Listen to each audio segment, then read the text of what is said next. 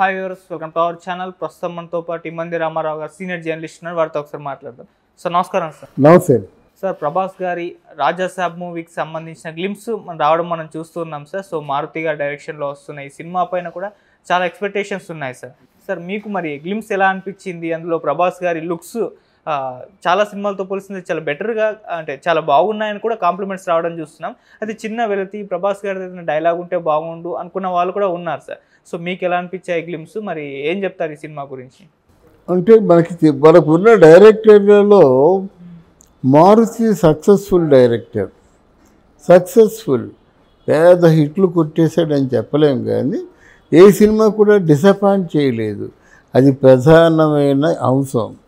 రెండోది, మనకున్న డైరెక్టర్లో తన టేస్ట్కి తగ్గ కథలు రాసుకునే డైరెక్టర్లు ఎవరైనా ఉన్నారంటే అందులో మారుతి ఒకరు. తర్వాత అంత బిగ్గర పర్సనాలిటీ ప్రభాసు. అటువంటి ప్రభాస్ని హ్యాండిల్ చేయాలంటే కేవలం క్రియేటర్ మాత్రమే, నాట్ టెక్నీషియన్, క్రియేటర్ మాత్రమే హ్యాండిల్ చేయగలడు. ఈ మూడు అంశాలు కూడా మారుతిలో పుష్కలంగా ఉన్నాయి కనుక ఆ స్టాచ్యూని, ఆ బాడీని సక్రమ మార్గంలో ఉపయోగించుకున్నాడు అని నేను అనుకుంటా. సార్ ప్రభాస్ గారి లుక్స్ అంటే కల్కి తర్వాత, అంటే కల్కిలో చాలా బాగున్నాయి లుక్స్ అయింది. మనం Saaho looks, Radhe Shyam looks trolls వచ్చాయి అప్పుడు సార్. తర్వాత సాలార్, కల్కి సినిమాతో ప్రభాస్ ఫ్యాన్స్ ఫుల్ సాటిస్ఫై అయ్యారు. మరి ఈ లుక్స్ మీకు ఎలా అనిపించింది? అంటే ప్రభాస్తో అంటే మరుగున పడ్డ ప్రభాస్ కాస్త కాంతిలోకి వచ్చాడు. ప్రపంచం అంతటా కూడా వినబడుతుంది. అసలు మనమే ఆ సినిమా చాలా దివ్యమైన అంటే సక్సెస్ చవి చూస్తుందని చెప్పాం. అందరూ ఈ సినిమా కథ లేదు, గోంగూర లేదు, ఏమి సినిమా అనుకుంటున్న రోజుల్లో ధైర్యం చేసి డెఫినెట్గా 500 కోట్లు చేరుకుంటుందని చెప్పాం. అయితే వాటన్ని ఫోకస్ చేయాలి మనం కూడా.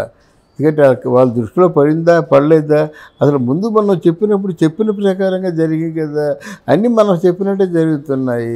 అక్కడ ఒక పక్క ఏంటి జంతర్ మంతర్ దేశ కూర్చుంటే మోడీ కానీ అమిత్ షా కానీ ఎట్టి పరిస్థితుల్లో అపాయింట్ ఎవరని చెప్పాం.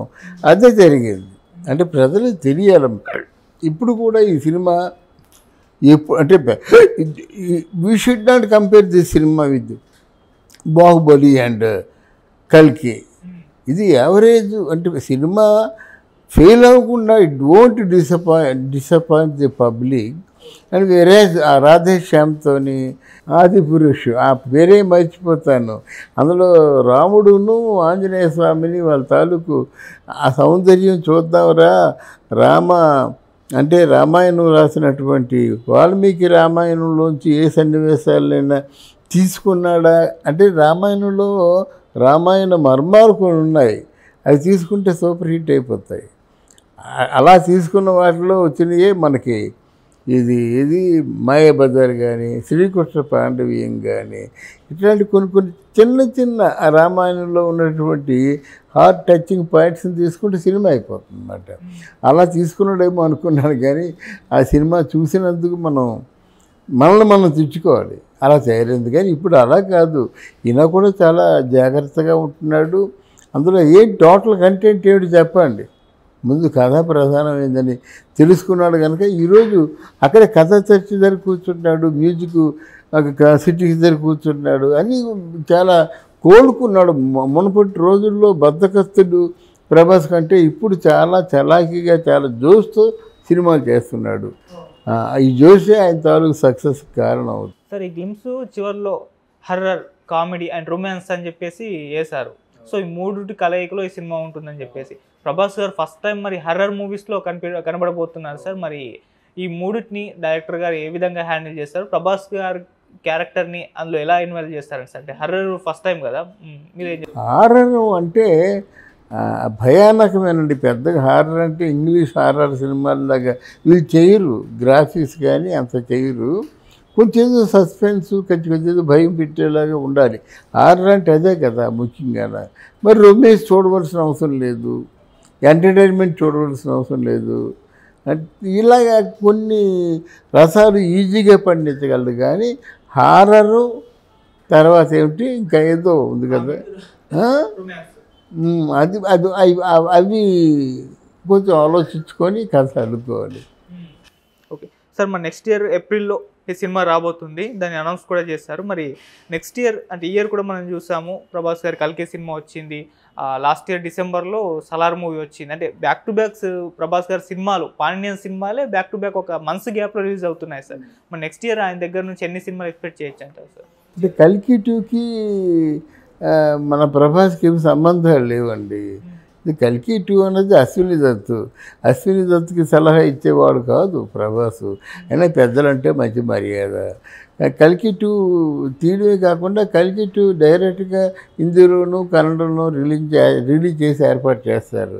అలా ఓవర్సీస్ మార్కెట్లో కూడా రిలీజ్ చేసి ఏర్పాటు చేస్తారు. కల్కి 1లో ఇన్ని ప్లస్ పాయింట్లు ఉన్నాయి కనుక ఈ ప్లస్ పాయింట్లు అన్నీ చూపించే ముందే మార్కెటింగ్ చేసేసుకుంటారు. ఇక్కడ ఏంటంటే ఇంతవరకు అటువంటి సినిమాలు చేసేవాళ్ళు మన రాజమౌళి తప్ప ఇంకెవరు చేయలేదు అనుకున్నాం కదా. లేదు, రాజమౌళి కాదు, ఆ నాగ్ అశ్విన్ కూడా చేయగలడు అనే విషయాన్ని మనం తెలుసుకున్నాం. కాబట్టి ఆ సినిమాని చాలా ఎక్కువగా ఎక్స్పెక్ట్ చేయొచ్చు. తర్వాత ప్రభాస్ కూడా ఏదో 2 సంవత్సరాలకు ఒకటో సంవత్సరానికి ఒకటో ఆ పరిస్థితులు లేడు. సంవత్సరానికి 2 సినిమాలు తప్పగా ఉంటాయని ఎక్స్పెక్ట్ చేయొచ్చు. ప్రభాసు సంవత్సరానికి 2 సినిమాలు చేస్తాడు, అంతేగాని ఇప్పుడు ఎవరూ లేరులేండి. ఒక సినిమా పెట్టుకొని 2 సంవత్సరాలు 3 సంవత్సరాలు. ఇప్పుడు చూడండి, మహేష్ బాబుని పట్టుకొని సినిమా చేస్తున్నాడు.